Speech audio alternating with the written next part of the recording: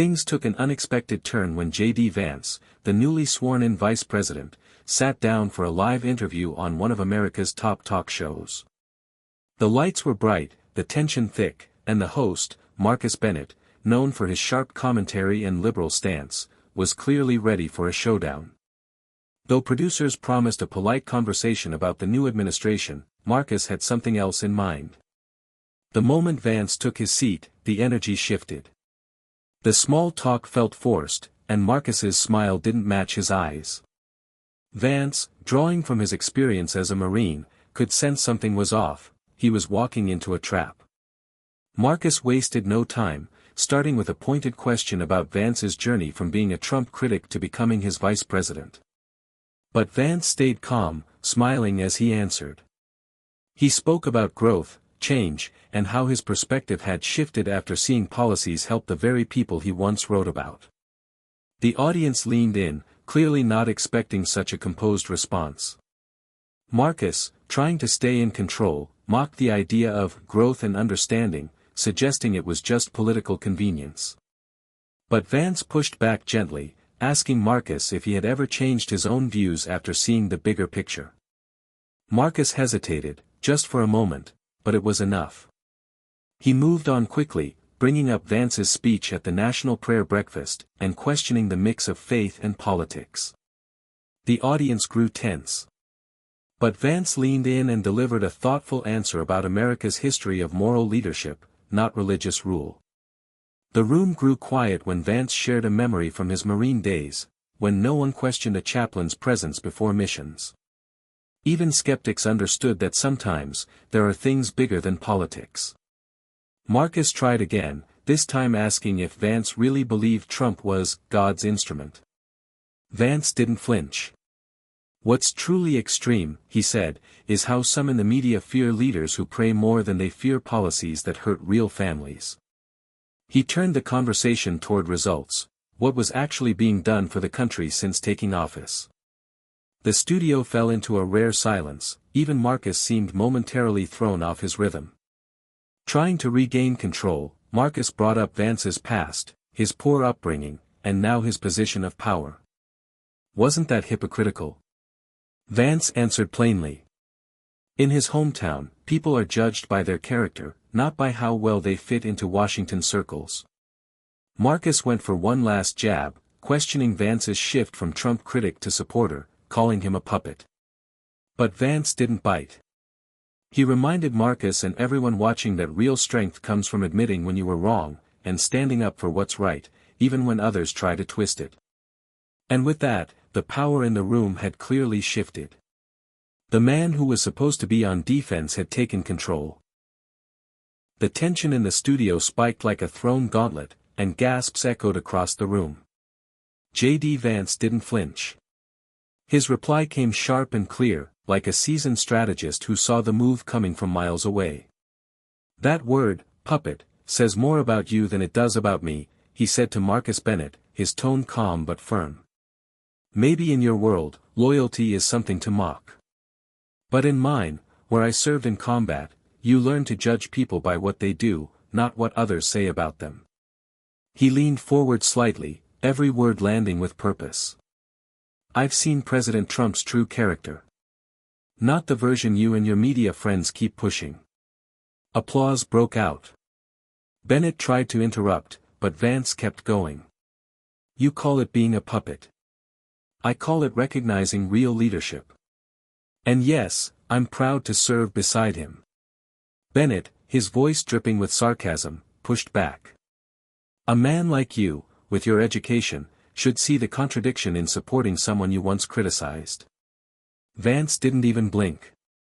"There you go again," he said. "So focused on finding contradictions, you missed the bigger picture. The real contradiction would be ignoring what I've seen with my own eyes, just to impress people like you." The audience roared in approval. Bennett shot a glance at his producer, who was motioning wildly off camera. But Vance wasn't done. "And since you brought up my education," he added with a faint smile, "let me say this, wisdom isn't about pointing out contradictions. It's about the courage to grow." Bennett fired back, his tone edged with frustration. We're here to talk about you, not my coverage. Then let's talk about it, Vance replied smoothly. Just last week, you did a whole segment questioning my faith, like it was just a campaign stunt. I was pointing out the timing, Bennett muttered. Vance cut in, his voice rising with emotion. The timing of what? That I've gone to the same church since before I entered politics. Or are you going to drag my grandmother into this too, the woman who taught me to pray over meals when we barely had food? Someone in the front row nodded, visibly moved. Let me make something clear, Vance said, his tone full of quiet strength. You can attack my politics. You can doubt my decisions. But when you call my faith fake, you're not just insulting me. You're insulting millions of Americans who take their faith seriously. Bennett, flustered, tried to steer the conversation back. Let's talk about your recent statements. Yes, Vance jumped in, like when you said that people who believe in traditional values are, and I quote, living in the past. Really, Marcus? Is that how you see the millions who go to church, who care about family, who love this country? The room fell silent. Bennett, caught off guard, stumbled with his notes. Mr. Vice President, you're trying to flip this interview around. No, Marcus, Vance said firmly, I'm just having an honest conversation. You brought me here thinking you could shame me, for my faith, my background, and my loyalty to the president. He leaned back, gaze steady. But maybe it's time we talk about what really makes people like you uncomfortable. The studio fell completely silent. All eyes were locked on J.D. Vance. You know what really bothers you? Vance asked, his voice calm but unwavering. It's that someone like me, who came from humble beginnings, can go to Yale Law School, yet still hold on to traditional values. That I can succeed in your world without becoming a part of it. And most of all, it bothers you that I see right through the game you're playing. Marcus Bennett tried to interrupt. Your accusations, they're not accusations, Vance cut in, his expression hardening for the first time. They're observations. Like how you rolled your eyes when I mentioned prayer. Or how you laughed at my hometown on your show and called it Trump country. The words hit the room like thunder. The audience sat in stunned silence. This isn't about politics, Vance continued, steady and composed. It's about respect, for faith, for values, and for the millions of Americans who love their country without needing your approval. Bennett, clearly rattled, glanced at his producer. The plan had slipped out of his hands. Maybe we should move on, he said, nervously checking his watch. I've noticed you've been doing that ever since we started talking about faith, Vance replied with a half-smile. Uncomfortable territory for you. There were light chuckles from the audience. Bennett was unraveling. For someone who prides himself on being a tough journalist, Vance went on, you sure like to change the subject when the facts aren't on your side. Bennett made one last jab. Is this the same kind of deflection you used when you went from criticizing Trump to praising him? There you go again, Vance said, unfazed. Let me ask you something, Marcus.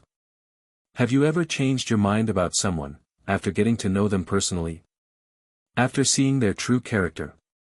An older woman in the audience called out, tell him, Mr. Vice President. Vance's voice grew stronger. You know what scares you and your colleagues? The idea that someone can think for themselves, change their mind, and still stand strong, even when the media attacks them every single day. Bennett, now visibly sweating, mumbled, you're twisting my words. No, Marcus, Vance said, I'm holding up a mirror. And I don't think you like what you see. He turned to the audience. True integrity isn't about never changing your mind.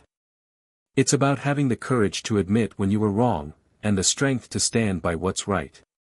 The audience erupted in their loudest applause yet, even some of the crew members were nodding in agreement. When I met President Trump, Vance continued, his voice now steady and full of quiet authority, I had a choice. I could cling to my old assumptions. Or I could judge him by his actions and his real love for this country. I chose truth over pride. Maybe your network should try that sometime. Bennett looked toward his producer, who gave the universal, wrap it up, signal. But Vance wasn't finished. And you know what else, Marcus? The American people are tired. Tired of being mocked for their faith. Tired of being laughed at for loving their families and their country. And tired of journalists telling them what to think instead of simply reporting the truth. The audience rose to their feet in a standing ovation that shook the studio. Bennett, deflated, tried to salvage the moment. Well, I think we're about out of time. Yes, I believe we are, Vance said as he stood up. But before walking away, he turned to the camera. To every American watching, this wasn't just about one interview. It was about something much bigger. It was about standing strong in what you believe, even when others try to shame you for it. They mocked my faith. They ridiculed my support for President Trump. They tried to make me feel small for believing in traditional values. He straightened his tie, his gaze direct and unshaken. But these beliefs, they're not just opinions. They are the very principles that built this country. The values that helped us endure tough times. And the truth that will guide us into the future. To anyone who's ever been laughed at for their beliefs, stand strong. Because at the end of the day, character isn't about impressing the critics. It's about staying true to what you know is right. Vance walked off the set as the entire studio gave a standing ovation. Bennett sat frozen, his carefully planned ambush in ruins, undone not by anger, but by quiet strength and dignity. Sometimes, the most powerful answer to arrogance is truth.